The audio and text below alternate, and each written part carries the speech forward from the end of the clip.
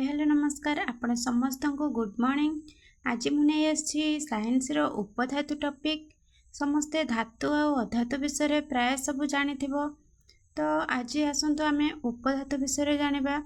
उपधातु आमर 7 प्रकार रही गोटे silicon, boron, arsenic, germanium, tellurium, antimony, polonium.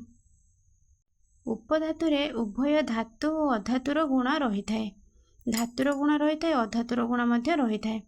उपधातु विद्युत और ताप चालनार माध्यम होता है।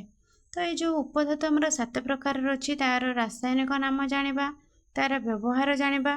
चलतु सिलिकॉन उपधातुर रासायनिक नाम होची SI। सिलिकॉन इलेक्ट्रोनिक और सेमीकंडक्टर रे व्यवहार करा जाए। बोरन रासायनिक नाम B। आर्सेनिक रासायनिक नाम AS। जर्मानियम रासायनिक नाम GE। टेलुरियम रासायनिक नाम TE। एंटीमनी रासायनिक नाम SB। पोलोनियम रासायनिक नाम PO। तो सिलिकॉन को आमर कहले कि इलेक्ट्रोनिक और सेमीकंडक्टर भाव रे व्यवहार करा जाए। बोरन को क्रमिक बाल्क और चारस ट्यूब रे व्यवहार करा जाए। आर्सेनिक को कीटनाशक मेडिसिन प्रस्तुत करने व्यवहार करा जाए। जर्मानियम को ट्रांजिस्टर डायोड रे व्यवहार करा जाए। ये जो ट्रांजिस्टर और डायोड नुहे कि ये दुटा आमर टीवी और मोबाइल भितर रही है। टेलुरियम को बृहत शिल्प रे व्यवहार करा जाए। एंटीमनी को बैटरी और मेटल मिश्र धातु रे व्यवहार करा जाए। पोलोनियम को विकिरण शोध करने व्यवहार करा जाए। तो आसतु मु किछि क्वेश्चन नहीं उपधातु विषय। केउं उपादानटी एक उपधातु? Iron, nitrogen, silicon, oxygen.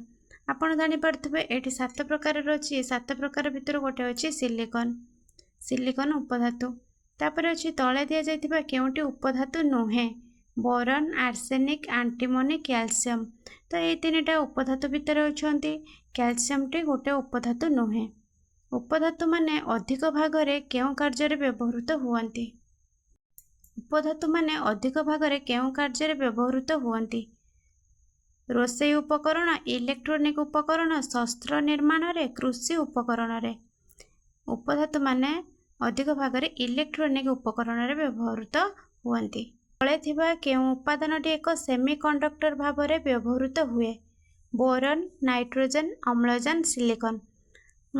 Starting रो कहिछि कि सिलिकॉन टा हमर सेमीकंडक्टर भाव रे व्यवहृत हुए। उपधातुर केउं प्रकार धातव गुण अछि? आमर धातु रे जेमिति चकचक करे धातुटा सेमिति उपधातु मध्ये चकचक करे औज्ज्वल्यता गुण अछि बा चमक गुण अछि। केउं विशेषता उपधातुर अधातु गुण भितरे आसी थाए? विद्युत अचालन बा विद्युत कुपरिवाही गुणटा आमर अधातुरु उपधातु को आसी थाए। केउं उपधातु रेडियो सक्रिय अटे? आमर जो 7टी उपधातु अछि ता भितर पोलोनियम उपधातुटी रेडियो सक्रिय अटे।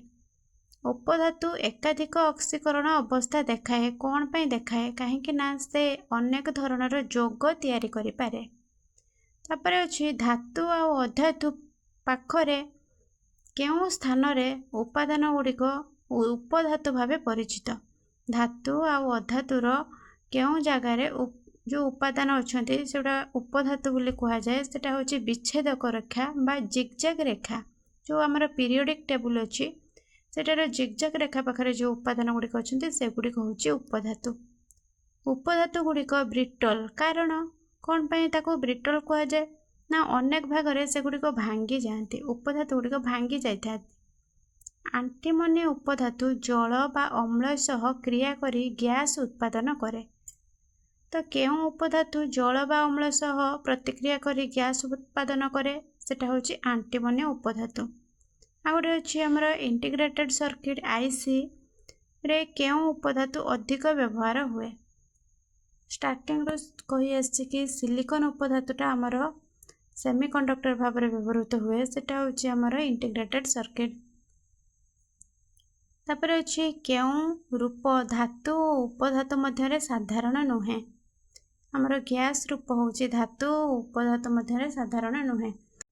आशा करूची आपनको आज साइंस रो ए वीडियोटी बहुत ही भल लागिथिबो। जदि भल लागि थाए ताहले कमेंट रे निश्चय जणाइबे। ମୁଁ ପ୍ରତିଦିନ ଚେଷ୍ଟା କରିବି ସାଇନ୍ସରେ କିଛି ନୂଆ ନୂଆ ଟପିକ୍ ଭିଡ଼ିଓ କରିବା ପାଇଁ।